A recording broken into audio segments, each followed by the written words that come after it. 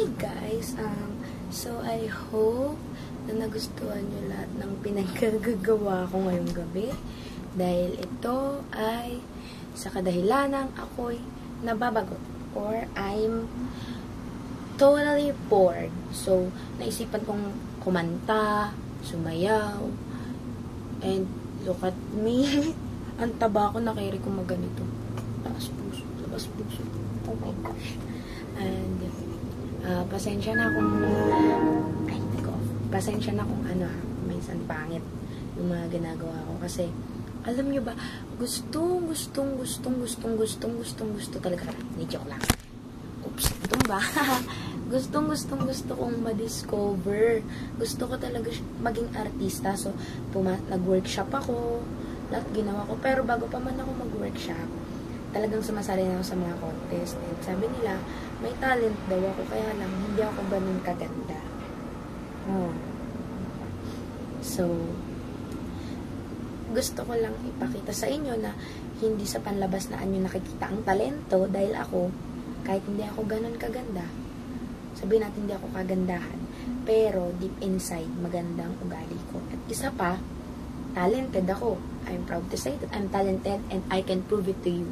So, sa mga talent manager dyan, ang kapal ng mukha ko.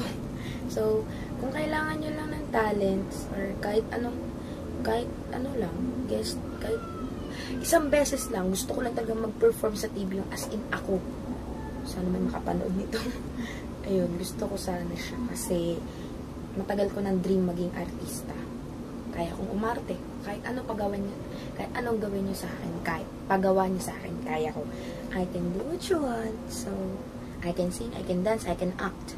Tell me what you want and I'll give you what you want. So, by the way, I'm Adeline Tuquero, simply called as Adien. And I'm from Quezon City. And please add me up on my Facebook, cuteyena_fashionista@yahoo.com, and on my second account, lalabs_bebs@yahoo.com. So, sana may makapanood nitong video na to, and sana.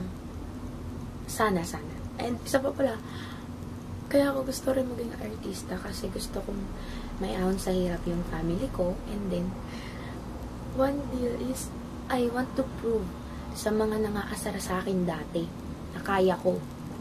And gusto ko makita si Aki. Oh my gosh, I'm so obsessed with Aki. Sana makita ko si Aki. So, hope you guys like it. So, bye. And sana makapanood sa akin. I love you all.